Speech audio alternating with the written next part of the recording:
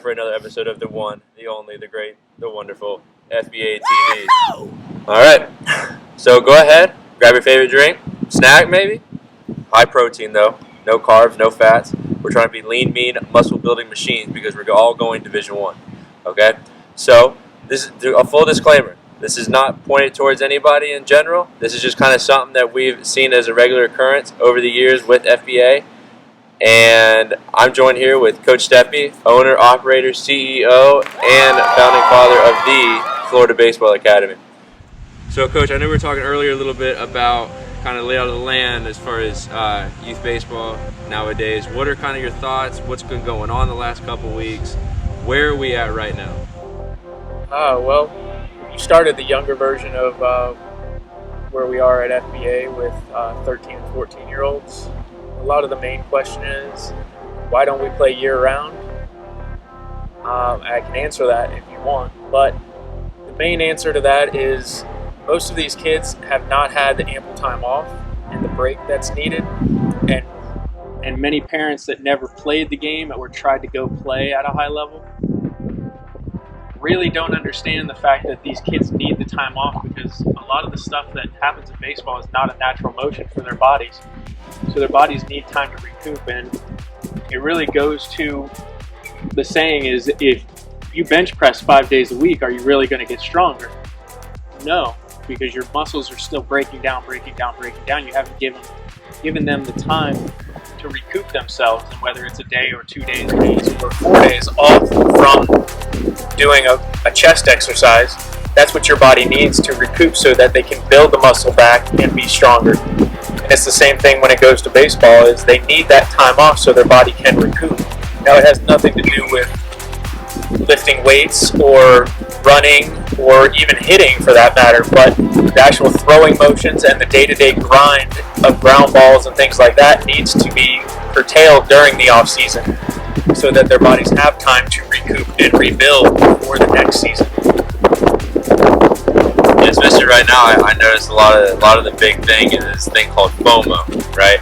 So the idea behind it is that there's a fear of missing out. You talk to some parents or even players, they feel like if they take a season off, they might get behind, or that's kind of the idea behind it. I know me personally, I think I played year-round growing up, which was fortunate not to have any arm problems or major issues. Kind of talk a little bit more about that, especially at a young age. Is it worth playing year-round? Am I really going to gain anything of winning an extra trophy? Or if that's what you're playing travel ball for, is the trophies, then I would say play year-round and win as many trophies as you can, but don't expect something on the back end like a varsity letter or a college scholarship, because your body tends to break down quicker and quicker, and we've seen it over the years where kids that have played year-round, year after year, they may not break down in high school, but then they go to college and the first thing that happens, they get their first injury. And then that first injury happens, it's hard mentally to come back from. When you have to grind your way through a rehab session, a whole revamp of what you had to do, whether it be a knee injury, a hip injury, an elbow, or a shoulder, it is a grind to go ahead and rehab through that process. But if you've had off seasons where you've just done working out, lifting, stretching, things of that nature, then it's not as much of a grind, and your mindset is a little bit better from that aspect. But many kids have never experienced it, and it's just a matter of time that your body's going to break down. We used to have an old coach at FBA named Dennis Bear that used to say to the pitchers, my job is to make sure you have surgery when you're 30. Because when you play this game, it's almost guaranteed at some point you're going to break down. But his job was to make sure that you stay healthy and maintain the proper motions that you need to throw a baseball over the plate as long as you can. And he always felt like if your first surgery was at 30, he did a great job, because if you have surgery at 30, you're still playing, one. But two, how many guys can say they played that whole amount of time without any serious injury?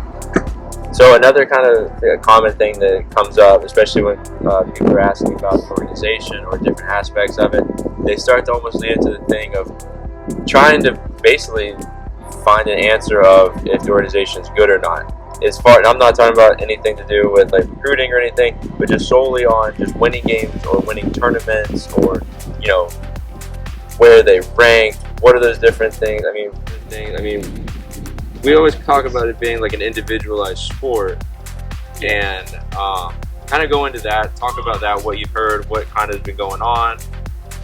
It's become an epidemic. I guess parents want their children to have as much fun as possible, and they equate winning to fun. But at the same time, it really depends on the organization that you want to be with. I've fielded many calls over the last few years, and especially in the last few weeks, coming up with the new spring season and the summer tryouts, with how many championships has FBA won, and what was your record last summer. All of those things that don't really matter in the scheme of things. If you're playing at that level, then you want somebody in your corner that's going to get your kid to college, regardless of the team record, regardless of how many championships you won.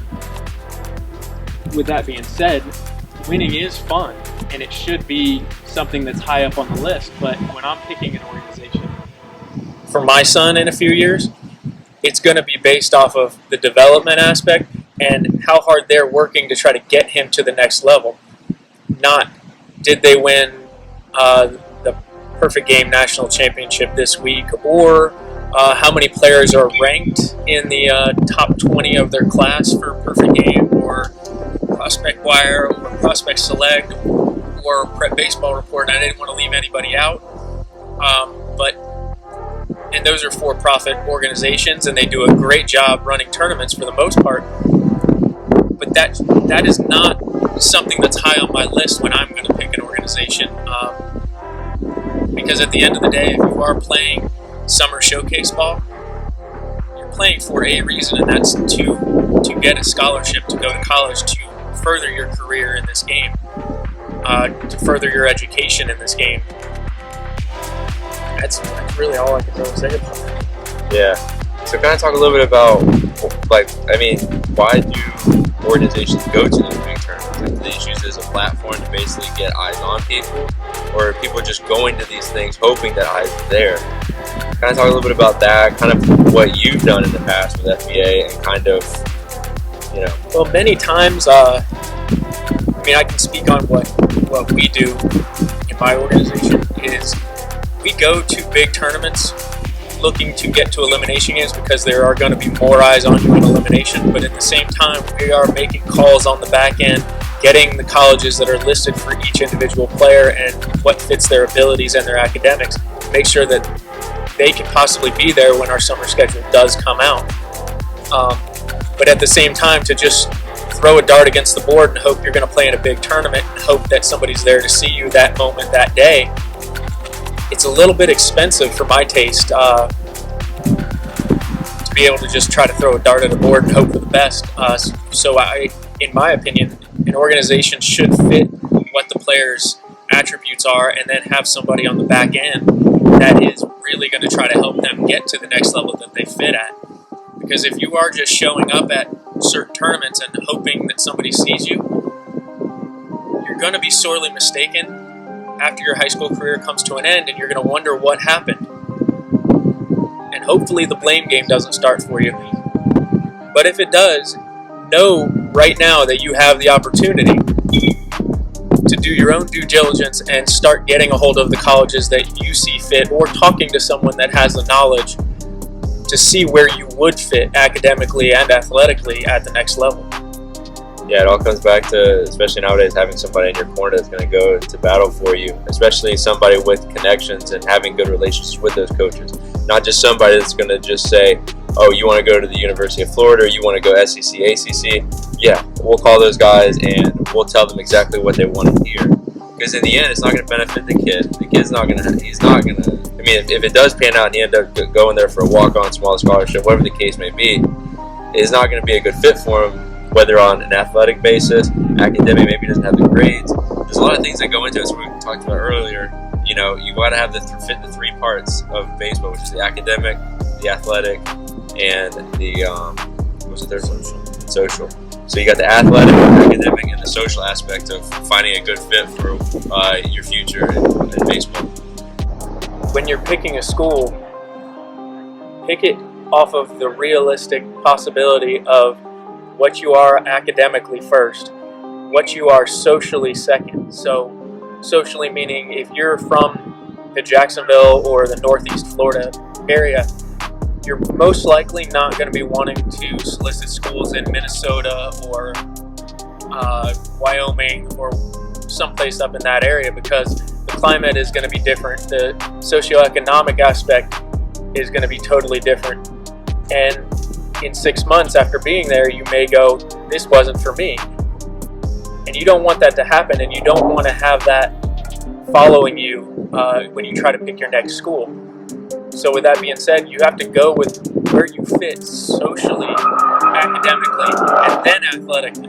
Because there are a million schools in this country that want baseball players, especially from the state of Florida.